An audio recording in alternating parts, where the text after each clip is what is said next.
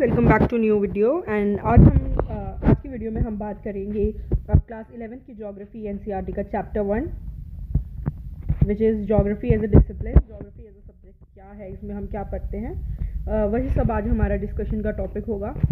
तो to start with सबसे पहले हम बात करेंगे व्हाट इज़ ज्योग्राफी। तो ये जो ज्योग्राफी शब्द है ये दिया था एक ग्रीक स्कॉलर ने जिनका नाम था इरास्टोस्थेनीज। एंड ज्योग्राफी अगर हम इसके लिटरल मीनिंग पर जाएं तो ये बना है दो शब्दों से, जियो एंड ग्रीक वर्ड ग्राफोस। इन दो शब्दों का जो मिश्रण है इससे ज्योग्राफी शब्द बना है। जियो मतलब अर्थ एंड ग्राफोस मतलब डिस्क्रिप्शन। तो अगर हम डेफिनेशन पे आएँ तो काफ़ी सारे जो स्कॉलर्स हैं उन्होंने ज्योग्राफी की डेफिनेशन दी है that it is description of the earth. World wide mostly scholars ने डेफिनेशन जो दी है वो यही है। अब अर्थ की जब हम बात करते हैं, क्योंकि हमारे स्टडी का जो हमारा मेन टॉपिक है वो अर्थ है, तो अर्थ को यहाँ पर मल्टी डायमेंशनल कहा गया है। अब ऐसा क्यों कहा गया है? क्योंकि अर्थ की जो स्टडी है वो हम सिर्फ जियोग्राफी जो सब्जेक्ट है उसमें नहीं करते हैं। काफ़ी सारे अलग अलग साइंसेस या फिर सब्जेक्ट्स या फिर डिसिप्लिन्स ऐसे हैं जिनमें भी अर्थ की जो है स्टडी होती है, बट एक जो स्टडी करने की अप्रोच है वो चेंज हो जाती है, या फिर जो मेन सेंटर है सब्जेक्ट का स्टडी का वो चेंज हो जाता है, लेकिन स्टडी हम उसको अर्थ से रिलेट करके ही करते हैं। अब ऐसे कौन कौन से सब्जेक्ट हैं जिनमें अर्थ की स्टडी की जाती है? वो है जियोलॉजी, मीटियोरोलॉजी, फिर है हाइड्रोलॉजी। उसके अलावा हमारे पास है economics, history, political science, anthropology, sociology. इन सभी सब्जेक्ट्स में भी जो है ज्योग्राफी की मेन जो बात की जाती है, ज्योग्राफी की नहीं, अर्थ की। तो इन सभी सब्जेक्ट्स में भी अर्थ की कहीं ना कहीं जो है बात की जाती है, इसीलिए अर्थ को मल्टी डायमेंशनल कॉन्सेप्ट या फिर फिनोमेना कहा गया है। अब हम बात करते हैं जब ज्योग्राफी की, तो ज्योग्राफर्स जो हैं इस सब्जेक्ट में स्टडी क्या करते हैं। तो यहाँ पर जो ज्योग्राफी सब्जेक्ट है हमारा, इसमें मेन 3 एस्पेक्ट्स हैं जिनको हम स्टडी करते हैं। सबसे पहला है फिजिकल एनवायरनमेंट,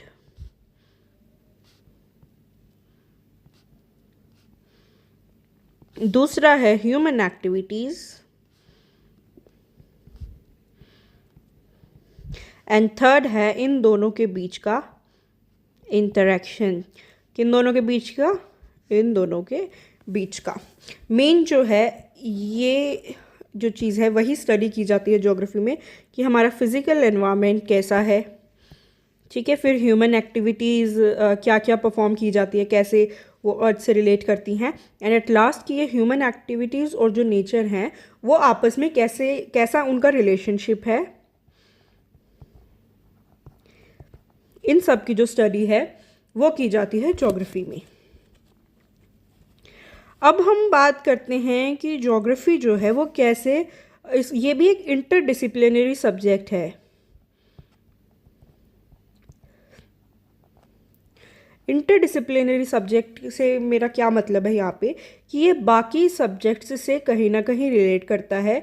ज्योग्राफी से उन सब्जेक्ट्स को एसोसिएट किया जाता है और उन अदर डिसिप्लिन्स से जो है ज्योग्राफी को रिलेट किया जाता है। अब देखते हैं कैसे।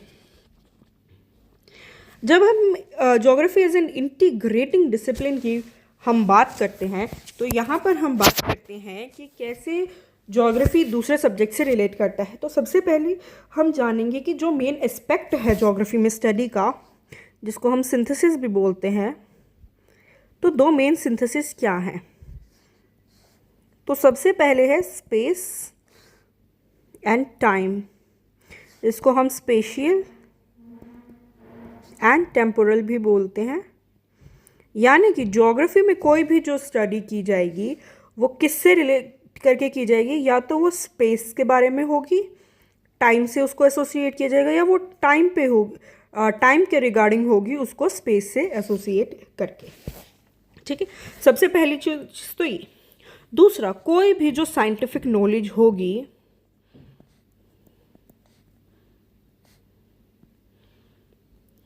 उसको लिंक किया जाएगा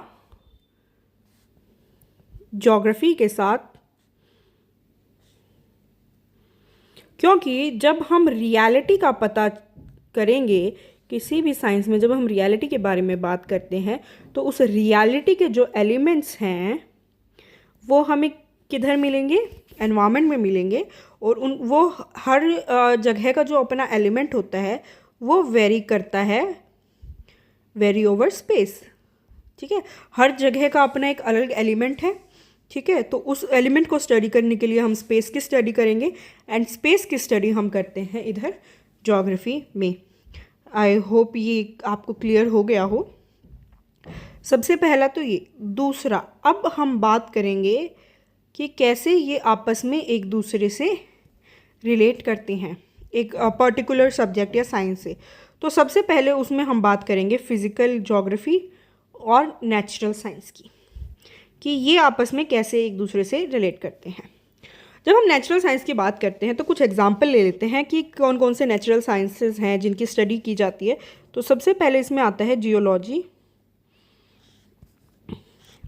नेक्स्ट हमारे पास है मीटियोरोलॉजी, फिर आता है हाइड्रोलॉजी, और फिर आता है पेडोलॉजी। ये सब नेचुरल साइंसेस हैं। अब हम देखते हैं इनकी स्टडी ज्योग्राफी में कैसे होती है। तो जब हम जियोलॉजी की बात करते हैं तो जियोलॉजी में हम स्टडी करते हैं अर्थ की या फिर फिज़िकल वर्ल्ड की, या इसको हम कह सकते हैं कि लैंडफॉर्म्स की। एंड जियोग्राफी को लैंडफॉर्म्स में स्टडी किया जाता है जियोमॉर्फोलॉजी के अंदर। ठीक है, तो एक हमारा ज्योग्राफी के अंदर ही एक सब डिसिप्लिन है या सब ब्रांच है जियोमॉर्फोलॉजी, जिसमें हम लैंडफॉर्म्स को स्टडी करते हैं, जो कि नेचुरल साइंस का पार्ट है इन द सब्जेक्ट जियोलॉजी। जब मीट्रोलॉजी की बात करते हैं तो हम बेसिकली बात कर रहे हैं एयर या फिर एटमॉस्फेयर की या फिर वेदर की, जिसकी स्टडी ज्योग्राफी में की जाती है क्लाइमेटोलॉजी के अंदर। हाइड्रो का मतलब होता है वाटर। तो जितनी भी वाटर बॉडीज़ हैं या फिर वाटर रिलेटेड आपके लैंडफॉर्म्स है, सब कुछ है, उनकी स्टडी की जाती है ओशियनोग्राफी में, which is very much again part of geography. And last में पैडो मतलब सॉइल, जिसके लिए हमारे पास है सॉइल जियोग्राफी। अब हम एक सिंपल कॉन्सेप्ट समझते हैं। मैं अगर इधर जूम कर दूँ तो सपोज़ हमारे पास ये तीन अलग अलग एस्पेक्ट होते हैं।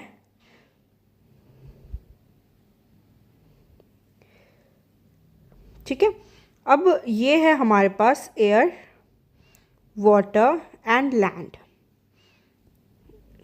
एयर, वाटर, लैंड, ये सब इंडिविजुअल हैं। इनकी हमने इंडिविजुअली स्टडी जो है वो की है।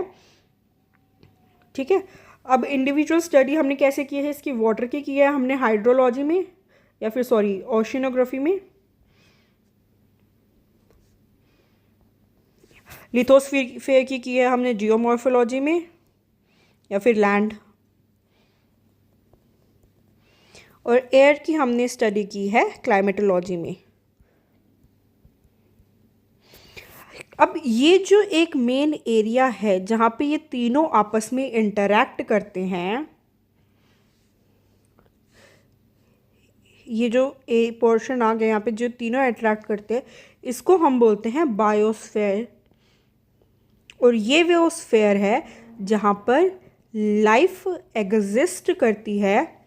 और इस लाइफ जब ये लाइफ एग्जिस्ट करती है बायोस्फीयर में, जब हम इस बायोस्फीयर की स्टडी करते हैं, इसी के लिए हमारे पास जो है एक अलग सब्जेक्ट भी है जिसको हम बोलते हैं बायोजियोग्राफी। और इस बायोजियोग्राफी में हम कौन कौन से साइंसेस को रिलेट करके पढ़ते हैं? सबसे पहले बॉटनी,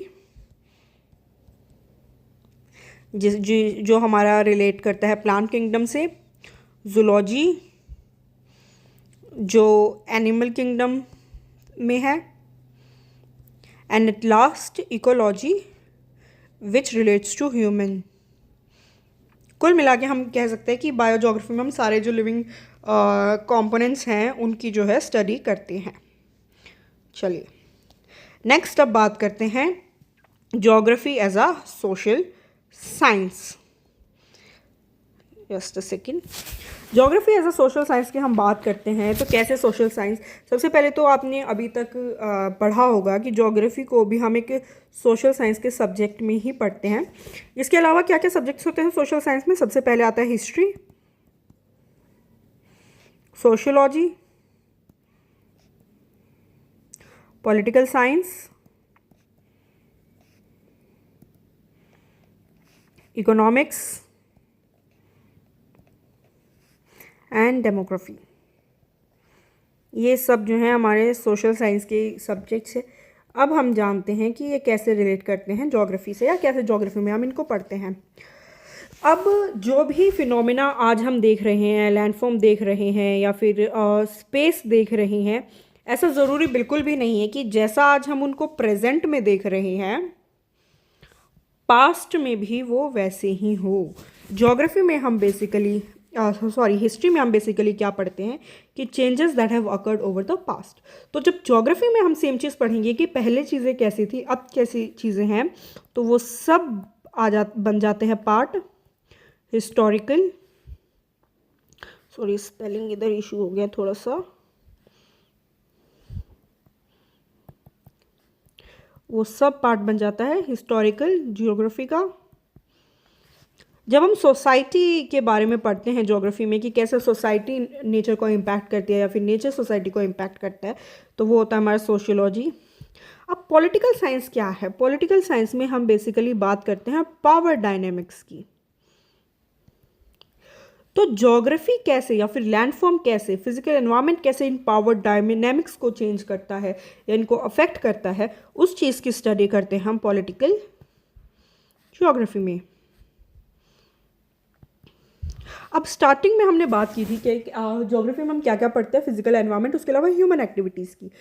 तो जो ह्यूमन एक्टिविटीज़ हैं कैसे वो नेचर को इम्पैक्ट कर रही हैं और कैसे नेचर ह्यूमन एक्टिविटीज़ को इम्पैक्ट करता है, वो हो जाती हैं हमारी इकोनॉमिक ज्योग्राफी।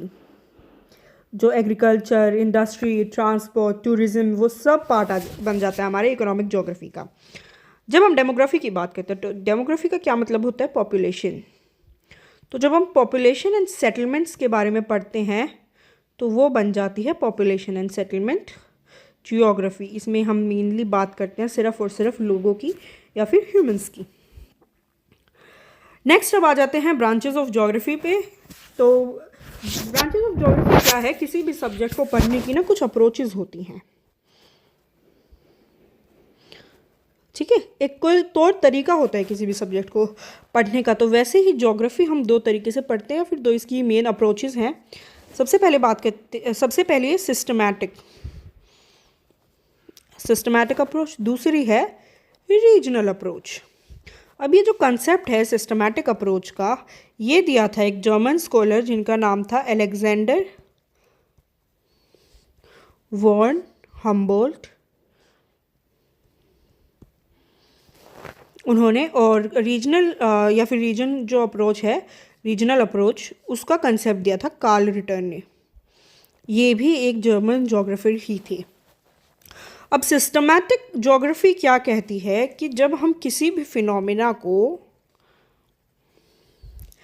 पढ़ते हैं एज अ होल, पूरे स्पेस में, एंटायर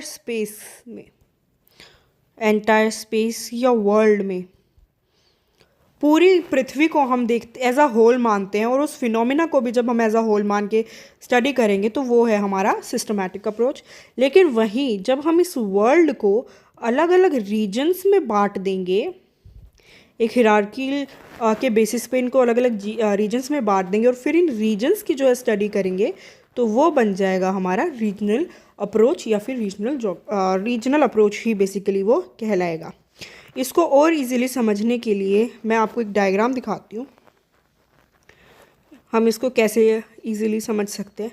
सपोज़ आपको एक स्टडी कंडक्ट करनी है, ठीक है, ये टेबल बना दी है, इसमें हम कुछ सेक्शंस बना लेते हैं।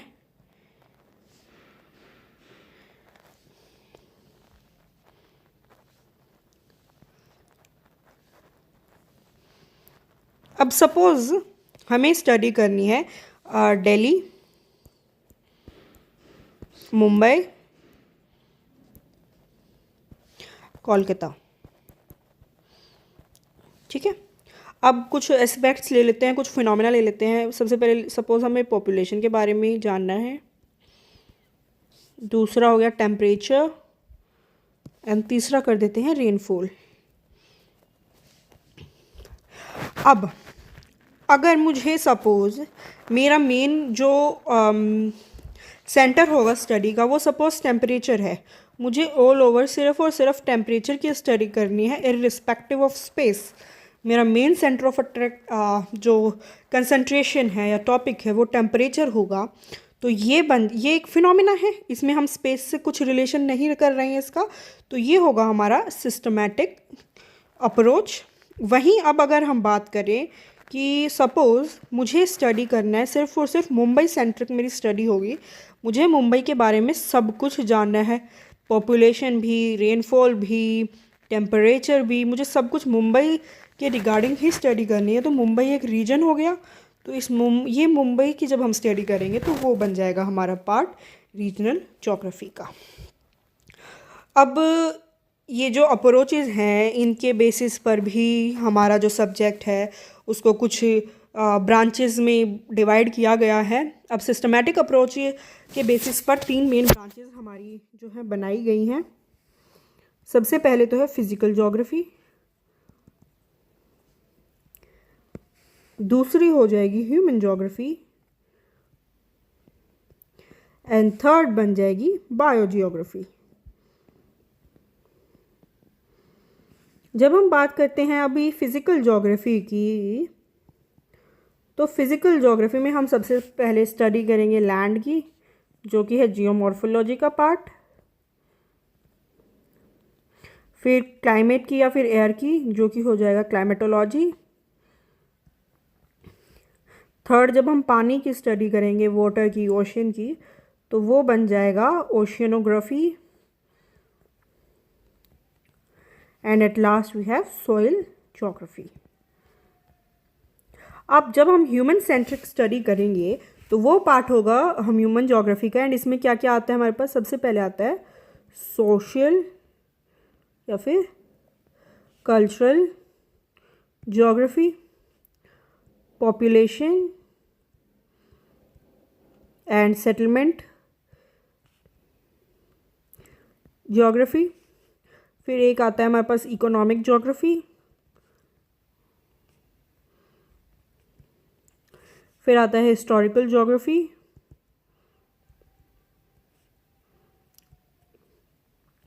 एंड एक आता है हमारा political geography.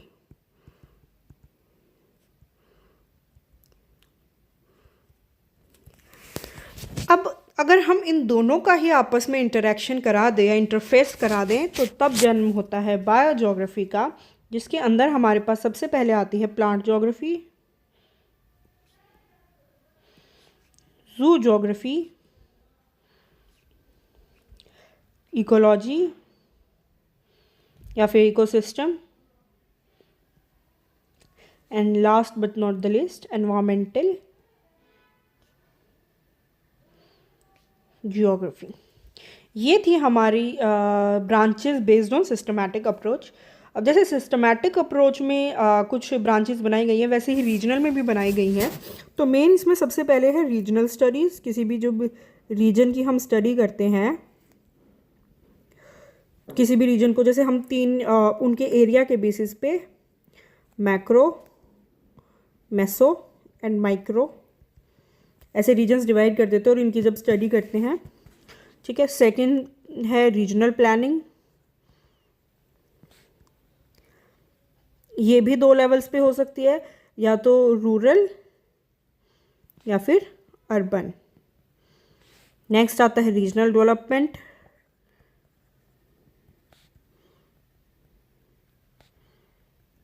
But and last not the least regional analysis. बात करते हैं फिजिकल ज्योग्राफी की इम्पोर्टेंस की, एंड अब हम इम्पोर्टेंस की ओर डिस्कस करेंगे फिजिकल ज्योग्राफी की। आपने इस बुक का टाइटल पढ़ा होगा, it is fundamentals of physical geography. तो जब इस पूरी बुक में हम फिजिकल ज्योग्राफी के फंडामेंटल्स ही पढ़ने वाले हैं, तो ये भी जान लेते हैं कि फिजिकल ज्योग्राफी ज़रूरी क्यों है। मैंने अभी स्टार्टिंग में आपको बताया था कि हम 4 मेन कंपोनेंट्स पढ़ते हैं फिजिकल ज्योग्राफी में।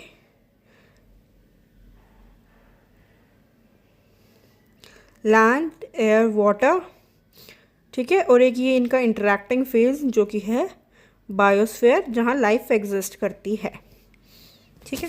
अब इनकी स्टडी क्यों ज़रूरी है, तो सबसे पहले लैंड की बात कर लेते हैं, या फिर लैंड फॉर्म्स की।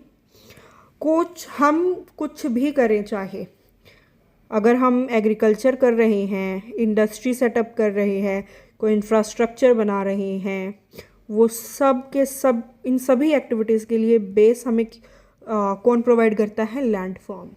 वहाँ की लैंड फॉर्म कैसी है, वहाँ का टेरेन कैसा है, उसी के बेसिस पे वहाँ की जो मेन इकोनॉमिक एक्टिविटी है उसका डिसीजन लिया जाता है। नेक्स्ट आ जाते हैं एयर। एयर के लिए मैं यहाँ पे क्लाइमेट शब्द डाल देती हूँ कि क्लाइमेट क्यों ज़रूरी है। अब इन लैंडफॉर्म आगे हम पढ़ेंगे कि कैसे जो है क्लाइमेट भी लैंडफॉर्म्स को इम्पैक्ट करता है, या फिर कैसे जो लैंडफॉर्म है उसी से किसी भी एरिया का जो है क्लाइमेट है वो डिटरमाइन किया जाता है। एंड कैसे क्लाइमेट भी जो है कहीं ना कहीं ह्यूमन लाइफ स्टाइल को बहुत ज़्यादा इम्पैक्ट करता है, क्योंकि अगर हम ट्रॉपिक्स में जाएं, वहाँ पर लोगों के रहने सहने, खाने पीने का तरीका अलग है, टेम्परेट रीजन्स में अलग है, और कोल्डर जो रीजन्स है या फिर जो फ्रिजिड जोन है या फिर कोल्डर जो रीजन्स हैं वहाँ पे लोगों को रहने सहने का तरीका अलग है। तो जब हम इस लाइफस्टाइल की बात करते हैं, ये किस चीज़ से इन्फ्लुएंस होता है, ये डायरेक्टली इन्फ्लुएंस होता है हमारे क्लाइमेट से। अब नेक्स्ट आ जाता है वाटर, या फिर ओशियंस बोल देते हैं। कैसे ओशियंस हेल्पफुल है, तो देखो ओशियंस जो है ना हमारे, वो स्टोर हाउस हैं किस चीज़ का, रिसोर्सेज का।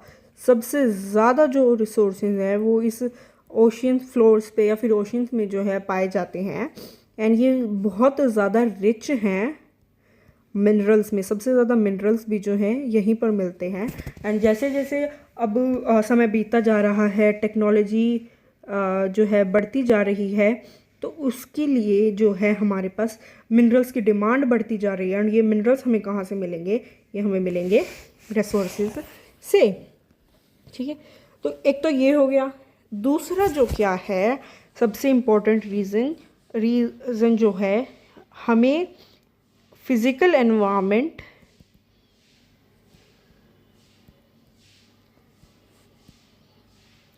और जो ह्यूमन है इसका जो है रिलेशनशिप बहुत ज़्यादा ज़रूरी है। इनका जो इंटरेक्शन है ये बहुत ज़्यादा ज़रूरी है हमारे लिए पढ़ना, क्योंकि जब हम इनका रिलेशन को अंडरस्टैंड कर पाएंगे तभी जो है हम ऑप्टिमम यूटिलाइजेशन कर पाएंगे एनवायरनमेंट का, बिना इसको हार्म पहुंचाए। यानी कि इनकी रिलेशनशिप को स्टडी करना ज़रूरी है ताकि हम रिसोर्सेज को समझ सकें। और रिसोर्सेज को समझना क्यों ज़रूरी है, फॉर सस्टेनेबल डेवलपमेंट।